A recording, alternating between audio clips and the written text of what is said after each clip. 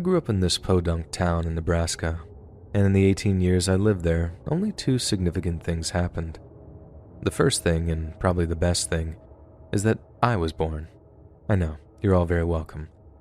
But the second, and perhaps the worst thing that ever happened in our town, was when Kevin Meyer set his garage on fire. Or rather, maybe what Kevin did constituted the worst thing that never happened to our town, and if that doesn't make any sense, bear with me. All will become clear over the course of the next few paragraphs. So it was a Sunday night, and I was in my freshman year of high school at the time, so still at that age when me and my friends would go out on our bikes for an evening. You know, good old wholesome fun. We're just riding around when we see another kid from our class riding down the street at top speed. We stop to say hey, and in between panting breaths, the kid's like, "Oh my God, guys, the Myers garage is on fire, come look." We then hurtle down the street at full speed, following the kid from our class until we're faced with this raging inferno that used to be the Myers family garage.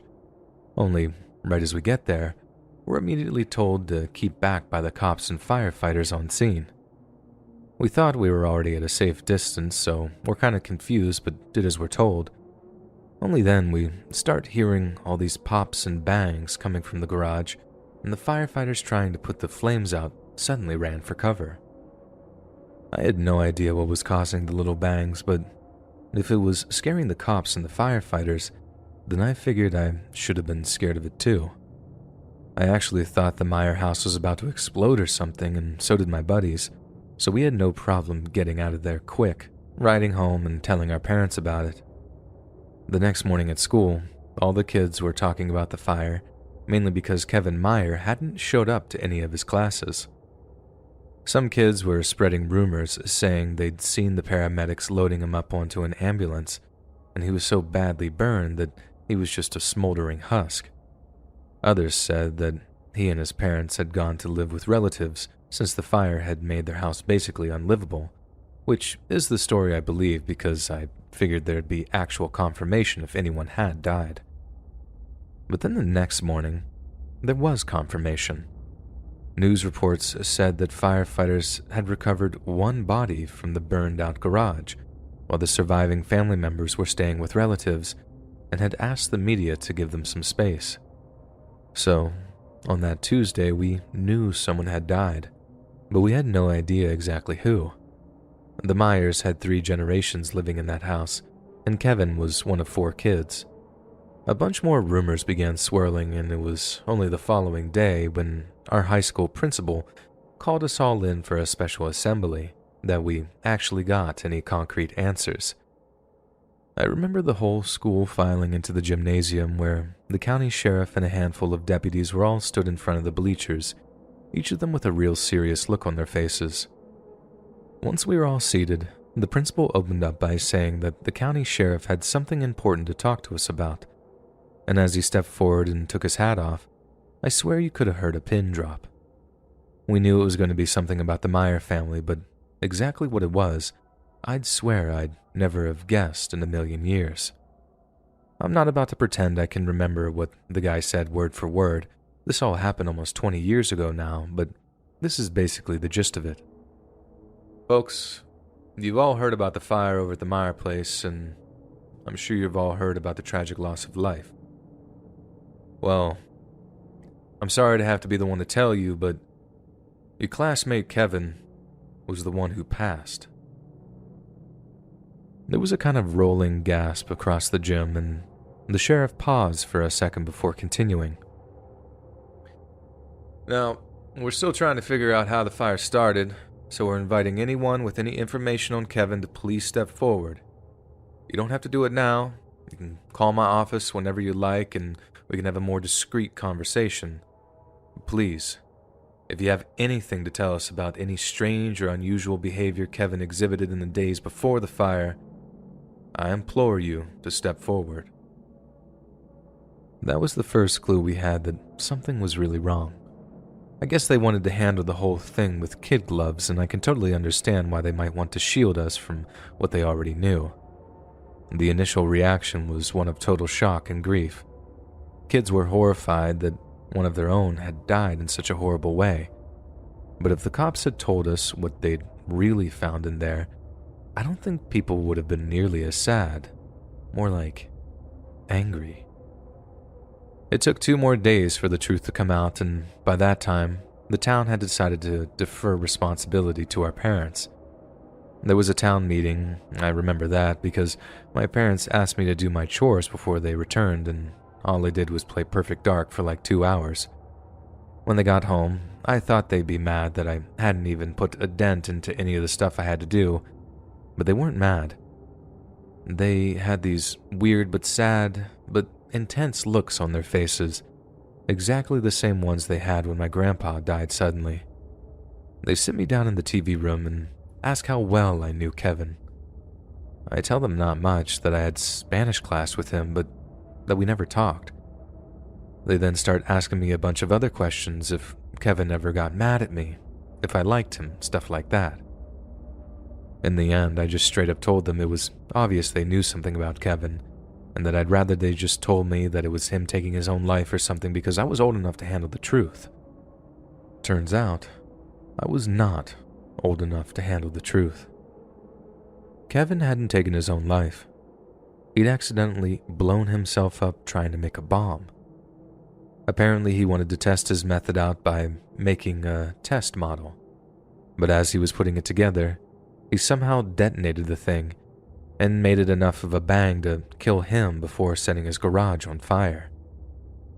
At first, it'd look like he might have just been a firebug, like a pyromaniac, and he was just screwing around with an accelerant or something. That's why it took a few days for the cops to be sure of what happened. They had to go over the burned-out garage and go through Kevin's stuff to try and work out why he did it. The cops then found a journal Kevin had been keeping, one where he'd basically laid out his plan to build a bomb, then put it under the church one Sunday morning while it was full of families. The cops wouldn't say exactly what the rest of the journal consisted of, only that it made for highly disturbing reading, and that there were several references to the Columbine massacre of the year before. Mom was crying by the end of the talk, and Dad was the most shaken up I'd ever seen him. That kid wanted to kill almost the entire town, and let me tell you, if he'd hit the church around the upcoming Veterans Day service, he'd have killed like 90% of the people in our town, all in one fiery blast. And the most I ever got for an explanation was just, the kid wanted to hurt people, or he wasn't right. No one really bullied the kid or gave him a hard time, he was just crazy, I guess. But I also thank God that he wasn't smarter and that he didn't put a little more research in or take a little more care, because if he had, he might have wiped our entire town right off the map.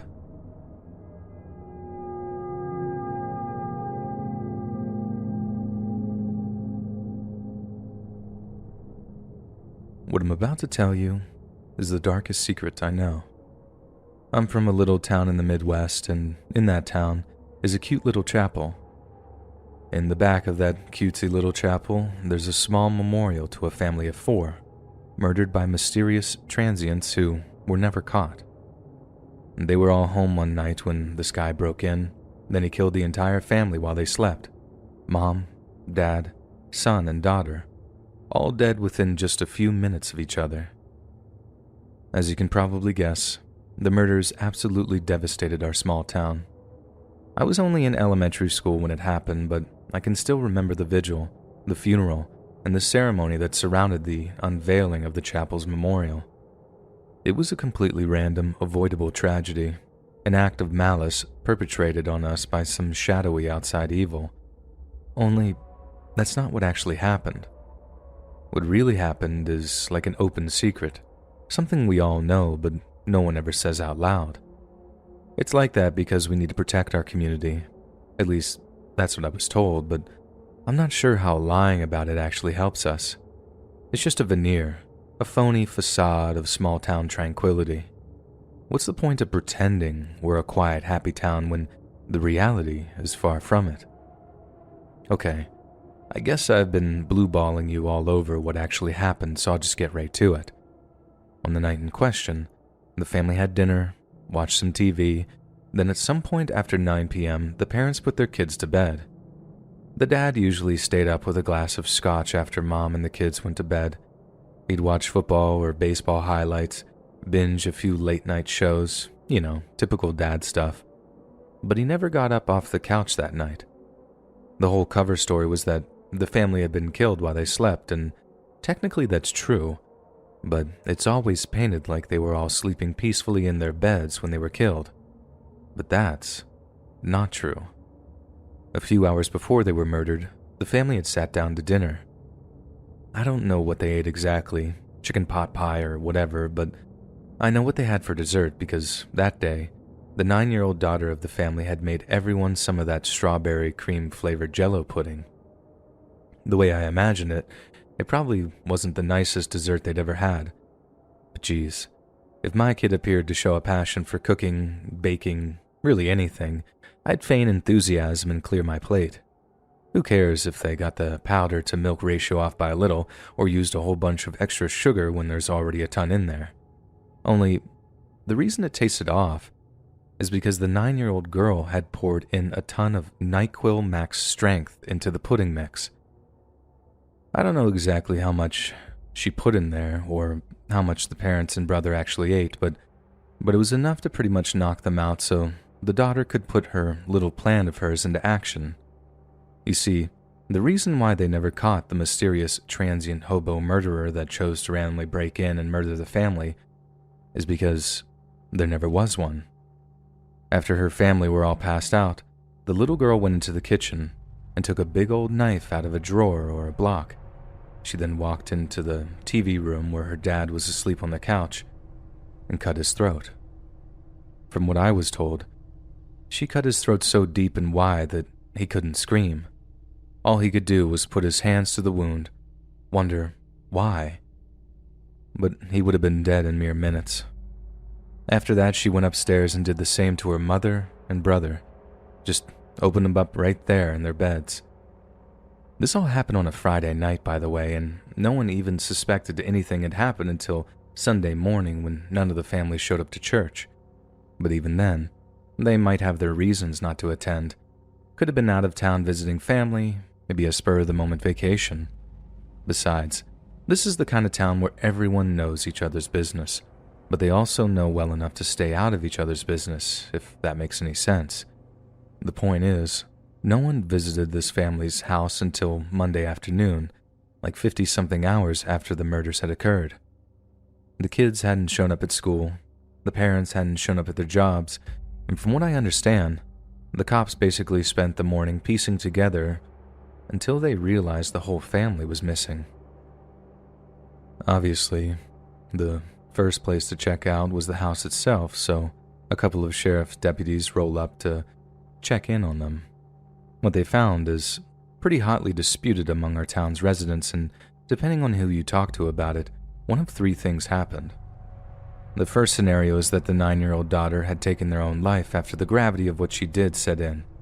After that, the whole thing was covered up just to avoid all the painful media attention a case like that might get. That's the simplest explanation, and I know Occam's razor tells us that's the one we should believe, but that's not what I think happened. I understand why people might want to cover it up. Having something terrible like that get out into the news would tear a small town like ours apart. But terrible crimes like that happen way more than we'd like to acknowledge, and the news always gets out. So, what was so terrible about these murders? I mean, even worse than they already were, that made people actually keep quiet about it. Like even in my case, I think I might be the first person to tell an outsider this stuff, maybe ever, but even so, the culture of silence that seems to be like encoded into our DNA, it means I can't quite bring myself to give you the names, dates, or places. And that's because all the fallout, the media circus, maybe even the prison sentences handed out, they all be on my head. But anyway, back to the stuff I think might have happened. The first alternative theory is that when the cops broke in, the girl made like she was the lone survivor, tricked the cops into getting close to her, then tried to attack them. The cops tried to safely detain her, but she had that same knife she'd used to kill her parents, and in the chaos, one of them just shot her. At least that's what I think. Definitely the less inflammatory of the two alternative theories, but not the one that makes the most sense to me. I buy a trigger-happy rookie who just saw the knife and opted for self-preservation, but not being able to restrain a 9-year-old girl. Seriously? I don't know. No one who propagates that theory was anywhere near the family's house to be able to hear any gunshot, and trigger-happy noob cop or not, I refuse to believe they wouldn't call for EMTs after they just shot a 9-year-old. Then, once county EMTs are involved, the chance at a cover-up is long gone because there's a whole bunch of paperwork involved. And then, there's a second alternative theory, the one where the EMTs don't get called because everyone's already dead when the cops enter the house. No one saw the 9-year-old daughter at any point that weekend, meaning she didn't leave the house to buy groceries, visit the diner, nothing like that. So, what was she eating? And how did she die? According to some, the answer to both questions is pretty messed up, and the worst thing, they're the same answer. The 9-year-old died after attempting to eat the body of her dead father. She died because trying to eat her own dad made her sick enough to not be able to hold anything down, water included. I'm not a doctor, so I can't exactly say how that would actually kill a person, maybe dehydration, but by the time the cop kicked down the family's back door on that Monday afternoon, the little girl was dead, lying in a puddle of her own vomit and liquid feces. I know it's an awfully convenient coincidence that both officers who found the family retired and moved out of town shortly afterward, how the only two people who knew the truth just packed up and left without leaving behind any means of reaching them. But at the same time, I can see why two young small-town cops just couldn't handle what they saw that day. I mean, if the second alternative theory really is to be believed, seeing something like that would be enough to drive you mad. As you can imagine, this isn't something I can really talk about with many people. Me and my high school friends used to talk about it every so often, but always in hushed tones and never out in public where older folks might hear us. And now that my parents have passed and I live, well, someplace else, it's not like I can just roll back into town and start asking questions. They'll just put up that same wall of silence that I saw whenever anyone asked what happened. Darn tragedy. Such a shame. Hope they catch the guy one day, they'll say. Then one day, when everyone who knows the truth is dead, the comforting lies they told about their murders will become just another version of the truth. All that evil that found its way into the body of a 9-year-old girl will all just be forgotten. And maybe, just maybe, that's exactly what needs to happen.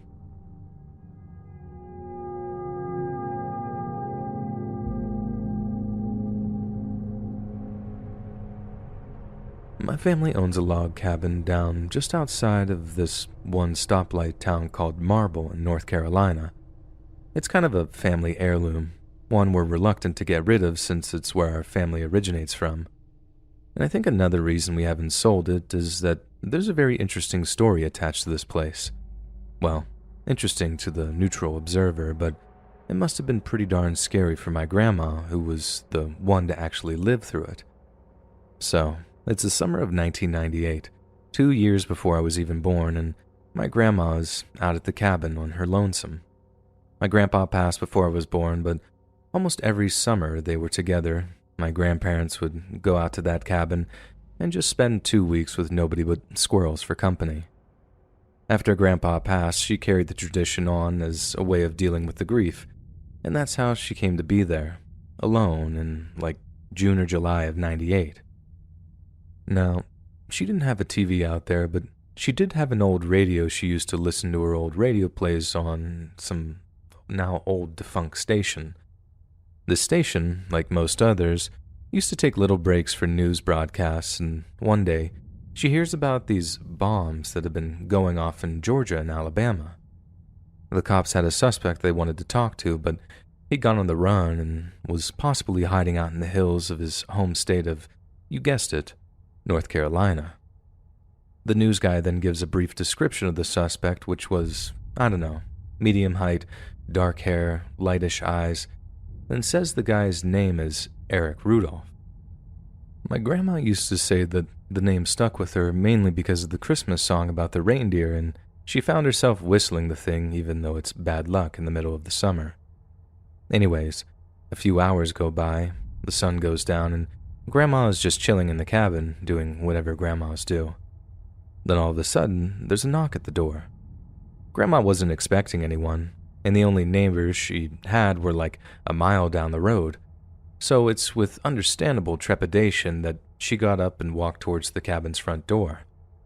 Upon opening it, she sees a guy of medium height, wearing a baseball cap, with lightish eyes and a dark mustache.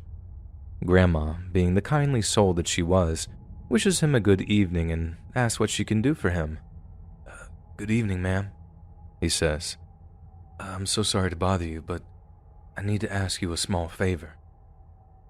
He goes on to ask my grandma if she has any food she can spare. His story being that he also owned a cabin in the area and had come out to visit his property. Only because he'd set off after work and forgot to pick up groceries for his cabin, he ended up being without food for the night. The way Grandma tells it, the guy was just so darn polite with her that she just instinctually invited him inside without really thinking it through. She usually kept her pantry stocked with all kinds of dried and canned goods, so she always had something to spare. And she says filling up this guy's backpack with jerky and peaches when she looks up at him and stops. I didn't catch your name, Grandma said. My name's Bobby, ma'am. Bobby what? Grandma asked. Bobby Randolph, the guy replied. Randolph. She said that name rang alarm bells in her mind. It wasn't quite Rudolph, but it was awful close. Close enough for her to get this real bad feeling down in the pit of her stomach. Bearing in mind, this is way before cell phones, and the cabin didn't even have a landline connection to it. The most effective form of outside communication Grandma had was a freaking flare gun, and if her situation was as bad as she thought it was, a flare gun wasn't quite going to cut it. So instead, Grandma played along. She knew if she just played dumb, gave the guy some food and let him on his way, she could drive into the town first thing in the morning and tell the cops who had stopped by at the cabin.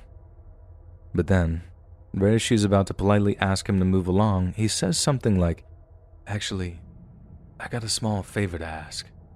Do you have anywhere I can lay my head for the night? My grandma always said there was like this stalemate moment where she looked at Bobby, saw the wild desperation in his eyes, and tried her hardest to keep her cool as she said, I'm sorry, I just don't have the room to spare. Then Bobby reaches into his jacket, pulls out a pistol, and says something like, I'm sorry, I was hoping you wouldn't say that. Then nods to the gun and says, Don't make me use this. And for those of you that haven't figured it out already, the guy at her door wasn't Bobby Randolph, or whatever dumb fake name he'd given her. The man in her cabin was Eric Rudolph, the Olympic Park bomber himself. Grandma says it was one of the scariest experiences of her life, but not for the reasons you might think. You see, she said she was never afraid to die. She was in her mid-70s at the time, and I think she'd squared things away with God a long time prior. Instead, she said the scary thing was how weirdly normal this guy was. Even after the metaphorical mask came off, the guy remained polite and cordial with my grandma, and even offered to help out with chores and stuff in the morning. Obviously, she told him she was more than capable of looking after herself, and she definitely didn't want the FBI thinking she was okay with him staying there overnight. But even so, he wasn't anything like the unhinged maniac she had imagined after hearing the news report. My grandma used to say the only time he really gave a hint of who he was or what he'd done was when they said grace before they ate dinner. She could never remember exactly what he said, only that it was something about how the righteous will prevail. This was a guy who just tried to kill literally hundreds of people in a series of horrific bomb attacks, so I can understand why hearing him basically referring to himself as righteous really creeped her out. Hey, it creeps me out just thinking about having to eat dinner with him. I don't think I'd be able to eat a bite, so It might not come as a surprise to hear that Grandma barely touched her food. She barely slept that night either. She took the bed while Eric apparently took the floor, and the whole time she expected to suddenly hear rotor blades when some chopper-mounted spotlight lit up the house like it was Broadway. But nope. No FBI guys showed up, and she says she must have nodded off in the end because all of a sudden, it's light outside, and Eric is nowhere to be seen. She said she was so exhausted from that whole thing that for a second, she wandered around the cabin like, did I dream that? And then she finds this note on a countertop, one scribbled in pencil that just said, "Thank you, God bless." And she knew it had actually happened. I know this isn't your typical scary story because, despite having to share her cabin with a verified monster, I don't think my grandma was in any serious danger. Maybe if she tried to call the cops or something, maybe if she, forced his hand, then maybe he'd have actually hurt her. But she was old. She was no actual threat to him, and he knew well that the cabin had no phone line and nothing like that, or he wouldn't have showed up there in the first place. She even said it herself. She wasn't scared to die, and she just sort of knew he wasn't about to hurt her. But like her, the thing that creeps me out and my sister out about Grandma's close encounter is how normal the guy seemed. We like to imagine that terrorists and people like them are these vile, evil, soulless monsters that just stew in their own hate all day. Maybe that's true for some of them, but the idea that the evilest of us are just like us, that's what really scares me.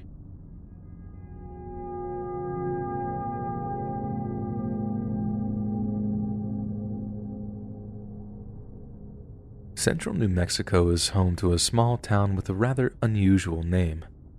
Originally called Hot Springs, the town changed its name in 1950 after a popular radio host announced that he would air the show's 10th anniversary episode from the first town that named itself after his radio show. So, on March 31st of 1950, Hot Springs officially changed its name to Truth or Consequences, and the program's 10th anniversary show was held there the following night. Truth or Consequences, or TRC as it's sometimes called, was home to only 4,700 citizens back then, and the population hasn't exactly ballooned since, but as of 1970, the population has been steadily on the rise. However, between the years of 2000 and 2010, the town saw its first population decline in more than 40 years, with almost 1,000 people picking up sticks and moving elsewhere. So what could be to blame for such a drastic drop in the population? Well, it might have something to do with a man named David Parker Ray. Born on November 6th of 1939 in Belen, New Mexico, David and his older sister Peggy grew up in the care of their paternal grandfather. Their father was a drunk, and a violent one at that, often visiting the children while under the influence of alcohol. David recalled a time when his father gave him the gift of an adult magazine depicting violent imagery. Naturally, David yearned for the presence of his absent father, and given that the magazine was one of the few gifts his father ever gave him, he cherished it. The impressionable young boy became fascinated with these images, and just like any male child of his age, he wanted to be just like his dad. The introduction of such concepts to David's psychology were devastating to his social development, as he found it impossible to communicate the ideas in his head with his peers who attended the nearby Mountain Air High School. The social awkwardness led to David being bullied by a handful of his fellow students, something which further compounded his deep-rooted personal problems. Following his high school graduation, David enlisted in the U.S. Army and worked as a general mechanic in motor pool before later receiving an honorable discharge. During this time, David was married and divorced 4 times, and although it's not clear why each of these divorces occurred, it's quite evident that he had a great deal of difficulty maintaining romantic relationships. In the months that followed his final and perhaps messiest divorce, David Parker Ray had something of a midlife crisis and spent more than $100,000 on a special project he would come to call the Toy Box. The toy box was a modified semi-truck trailer with a plain white exterior, but inside, it was anything but plain. Ray had spent a huge chunk of that $100,000 on completely soundproofing the trailer, as well as making the thing almost impenetrable and inescapable. He then spent another sizable amount on an old gynecologist chair, the kind used by special doctors to determine the well-being and health of a woman's reproductive organs. The chair comes complete with leg supports, additions which David modified to be more like leg restraints. On one wall of the trailer, David mounted a tool rack, adorning it with a variety of whips, chains, pulleys, straps, clamps, surgical blades, saws, and even manacles designed to keep a person's legs spread. David has also outfitted the trailer with a number of torture devices, including a portable generator he used for electroshock torture and detailed diagrams showing methods and techniques for inflicting the maximum amount of pain. Yet even in light of such a disturbing collection of toys and tools, perhaps the most disturbing thing about the toy box is the fact that David had basically turned the entire ceiling into one giant mirror. Not only did he want to torture and violate his victims for hours on end, he wanted them to be able to watch it happening. From 1957 to 1999, David Parker Ray is said to have kidnapped, tortured, and killed up to 60 different women and girls, with almost all of them being residents of New Mexico's Sierra County. The things he did to them are frankly unspeakable, and it's suspected that many of his victims simply passed away as a result of the brutal torture, long before Ray had any intention of killing them. He confessed to setting dogs on his victims, drugging them with cocktails of sedatives and hallucinogens to exacerbate their terror before he subjected them to days of pain and violation. When he became bored with his prey, David would inject his victims with a combination of sodium pentothal and phenobarbital, an amnesiac cocktail designed to basically wipe their memories. Then he'd drive them out into the desert, kick them out of his car, then move on to planning his next abduction. According to David, he did this over and over again, using a simple but effective modus operandi of either visiting a nearby bar to spike his victims' drinks or impersonating a police officer in order to place them under false arrest. This worked time and time again, and if his confession is to be believed, David Parker Ray is probably the most prolific serial offender in the history of the United States. But his reign of terror came crashing down when he came across one victim who'd proved much more resilient than most others. Her name is Cynthia Vigil Jaramillo. In March of 1999, Cynthia was approached by David in the parking lot of the Blue Water Saloon in the nearby town of Elephant Butte. Now, I'm not casting any aspersions on Cynthia or the choices of her past, but it's a good chance that she said yes when David asked if she'd sleep with him for money, as she didn't struggle or complain when he announced that he was an undercover police officer and that she was under arrest for the solicitation of being an escort. David then placed Cynthia in the back of his car, where she must have assumed he was about to drive her to a nearby police precinct, so we can only imagine her horror when she realized she was being taken to Truth or Consequences in the toy box that lay hidden in plain sight. If Cynthia didn't start to resist when she saw the trailer, she most certainly freaked out once she laid her eyes on the horrors inside it. Then, either using some kind of sedative or by using brute force, Ray knocked Cynthia out, then got to work restraining her in the modified gynecologist chair. When Cynthia woke up, she heard the sound of a tape recorder playing a pre-recorded message. It was the voice of David Parker Ray. "Hello there," the tape said. "Are you comfortable right now?" "I doubt it. Wrists and ankles chained, gagged, blindfolded, disoriented and scared too, I would imagine. Perfectly normal under the circumstances. But for a little while at least, you need to get yourself together and listen to this tape. I'm going to tell you in detail why you've been kidnapped and what's going to happen to you and how long you'll be here. I don't know the exact details of your capture," he continued, "because this tape is being created in July 23rd of 1993 as a general advisory tape for future female captives, but it's based on my experience dealing with captives over a period of several years. Now, you are obviously here against your will and you're either very scared or very angry. I'm sure that you've already tried to get your wrists and ankles loose, but you can't, because you've been snatched and brought here for us to train and use you as a slave. Sounds kind of far out, right? And I suppose it is to the uninitiated, but we do it all the time. It's going to take a lot of adjustment on your part, and you're not going to like it. But I don't care about that. You're going to be kept chained up like an animal, and used until such a time as we see fit. Me and my lady friend are very selective when we snatch a girl to use for these purposes. It goes without saying that you have a fine body and you're young. The lady friend David was referring to here was named Cindy Hendy, and later received a sentence of 36 years for her role in the toy box torture.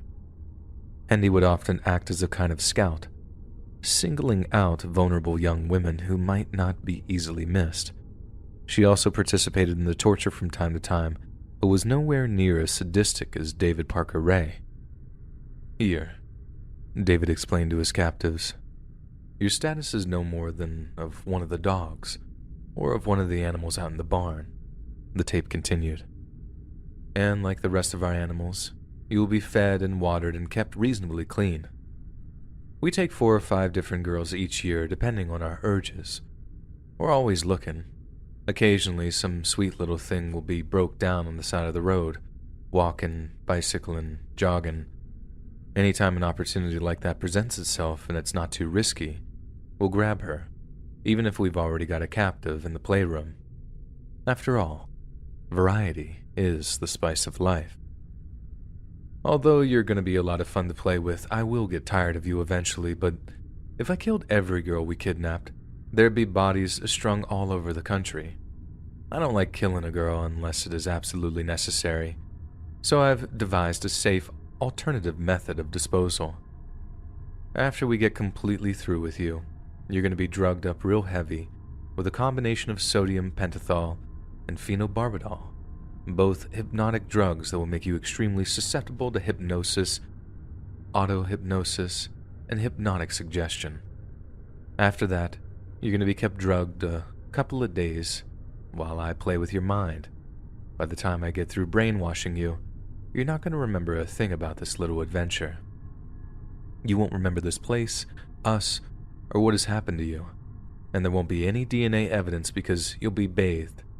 After that, you'll be dressed, sedated, and turned loose on some country road, bruised, sore all over, but nothing that won't heal up in a week or 2. The thought of being brainwashed may not be appealing to you, but we've been doing it a long time and it works, and it's the lesser of 2 evils. I'm sure that you would prefer that in lieu of being strangled or having your throat cut. Just when you think the tape can't get any more disturbing, David begins to lecture his captive on the improbability of them being rescued. Undoubtedly, somebody's going to be looking for you. There might even be a missing persons report, he says before stating, but nobody's going to be looking for you here. There are not going to be any knights in shining armor coming to rescue you. You are strictly on your own, and I bet that's a very scary thought. As for escaping, I'm sure you'll try to figure out a way. That's human nature. Consequently, you are going to be kept in an environment more secure than a prison cell. A steel collar is going to be padlocked around your neck. It is a long, heavy chain that is padlocked to a ring in the floor. The collar will never be removed until you are turned loose. It's a permanent fixture. As I've already said, you'll be fed and watered on a regular basis. Not much, but enough to keep you healthy. During the first few days, until you adjust to it, you're going to feel weak and you'll be hungry all the time, but I prefer to keep you in a weakened condition anyway. I realize that being abducted and forced into slavery is a hard pill to swallow. Some girls really have a lot of trouble with that, and I'm sure you will too. But face it, you can't get away. You can't say no. You won't be able to struggle or resist. A scary thought? Yes, but you simply have no other choice but to take it. There's not many rules, and they're very easy to remember, but you're still going to make mistakes. Every slave does. But I don't like repeat offenders. It gets me very upset. Some girls tend to be a little rebellious, and I sure wouldn't advise that, because it will get you in serious trouble. If necessary, I'm capable of doing things to your body and torturing you in ways that you can't even imagine. The playroom is equipped with a full set of surgical instruments which I have had occasion to use and will again as necessary. If you bite me, I'll pull your teeth out with pliers. If you scratch me, I'll pull your nails out. It may sound harsh and cold, but if you give us too much trouble, or if you pose any kind of threat to us, I won't have any qualms about slicing your throat. Towards the end of the tape, David seems to have taken on a sickeningly reassuring and perhaps supportive tone, urging his prisoner to survive. Be nice, keep your mouth shut, learn the rules, and survive, he says.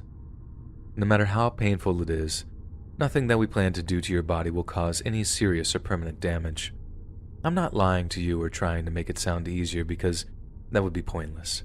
I'm just telling you like it is. As far as needles go, they'll always be sterilized. The clamps are gonna hurt, but that won't cause any permanent injury. They don't even break the skin.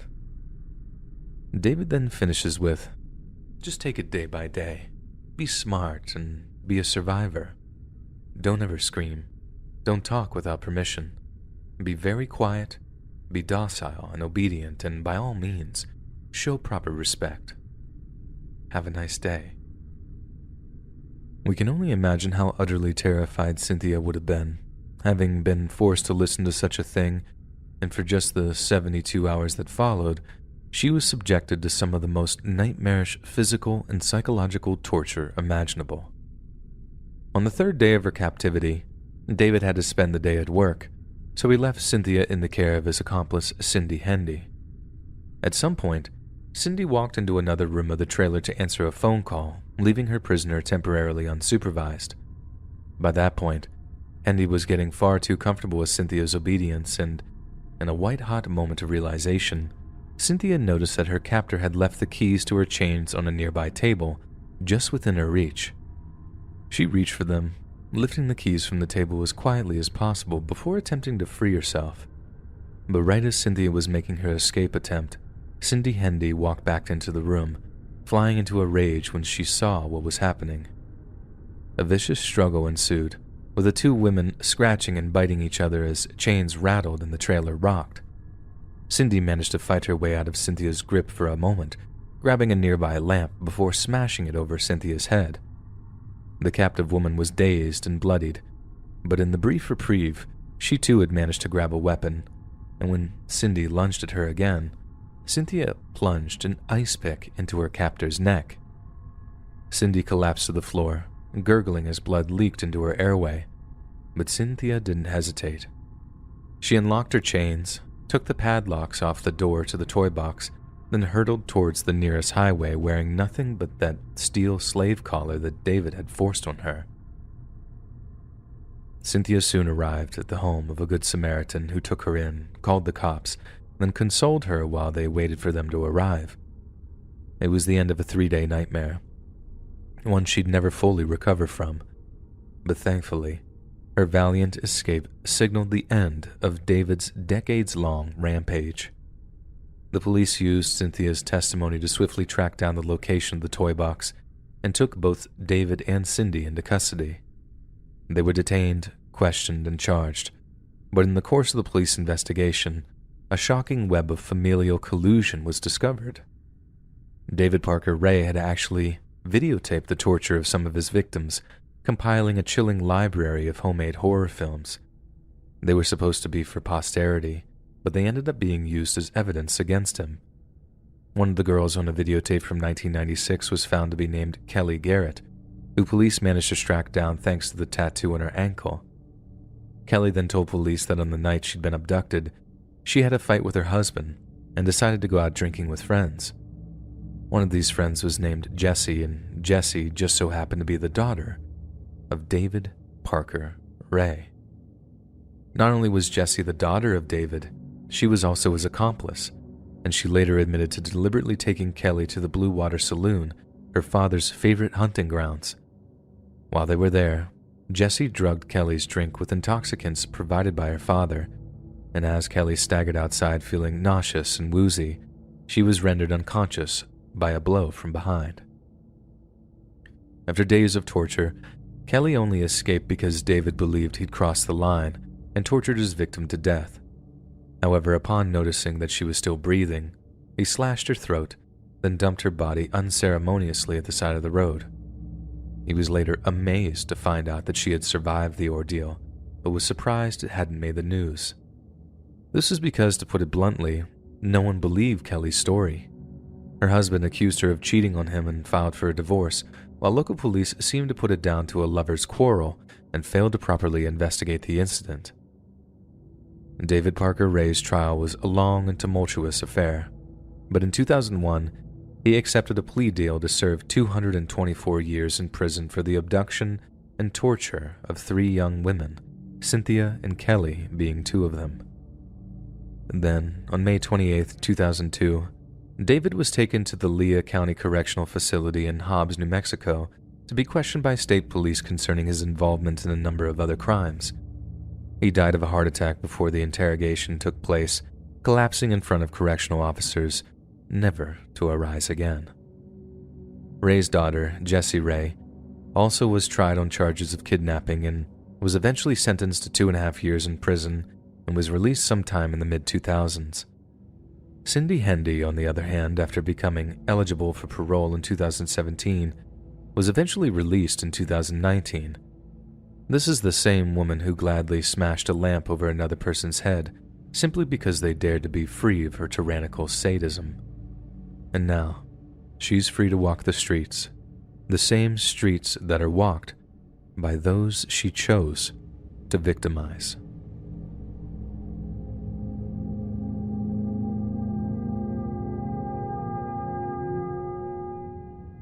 The small Wyoming town I'm from has this old bridge nearby, one which all the kids say is haunted. There aren't any ghosts there, no haunting apparitions that suddenly appear as you're trying to cross it at night, but take it from me, it is haunted. And the only way anything can ever really be haunted. Because a long time ago, 2 girls from our town happened to be walking across the bridge when a car with 2 men in it pulled up next to them. They asked the girls if they wanted to ride home, and they accepted. Only instead of giving them a ride home, the men did terrible things to the girls. Beat them, violated them, just god-awful things. And then when they were done, they threw both girls off the bridge and into the water below. That's a 100-foot drop, by the way. No one has any right to fall that far into those choppy waters and live to tell the tale, but somehow, by some pure miracle, the older of the 2 girls washed up on the riverbank a few miles down, coughing up the lungful of water she had in her before limping off to get help. It was a huge story. I mean, I was only just a kid at the time, but I remember the aftermath of it like it was yesterday. The girl who survived ended up leaving Wyoming, and I'm not anyone who could blame her for wanting to escape the memory of something like that. But then, years later, she came back. She had a husband, or maybe he was her boyfriend, but I know they had a kid with him and that it was probably hers. And at the time, I figured she maybe just gotten past what had happened to her and that she wanted her kids to be close to its grandparents or whatever. Everyone was glad to have her back, I remember that much, and for a while, the small family seemed to be settling in nicely. Then one day, I remember my wife getting a call from one of her friends she worked with down at the preschool. The surviving sister and her family had been out walking near the old bridge, and as her baby daddy had put it, one minute she was there, the next, she was gone. She'd come all the way home with her new family in tow. She had everything to live for. But one look at that drop down to the river, and all those horrible memories must have came rushing back to her. I think they call it survivor's guilt, when you just can't reconcile walking away from something that took a loved one or a friend. I've heard it's the same thing that drives military veterans to taking their own life, just thinking they deserve to live when someone dear to them didn't ever get to come home. To me, what happened out at that bridge like 20-something years apart. It's scarier than any horror movie monster you can think of. I think it might be scarier than any real-life serial killer, too. The bridge called her back to it. I don't know how, but it did. It's like she wasn't really meant to have survived that first fall, like she somehow cheated death. But in the end, she gave up what was owed, an inescapable fate. Yeah, I guess I think about it way too much, but can you blame me? Maybe it's not just the bridge that's haunted by what happened. Maybe I am too.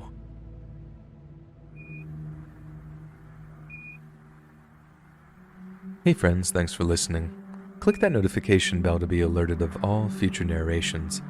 I release new videos every Monday, Wednesday, and Friday at 7 p.m. Eastern Standard Time. If you got a story, be sure to submit them to my subreddit r/Let'sReadOfficial, and maybe even hear your story featured on the next video.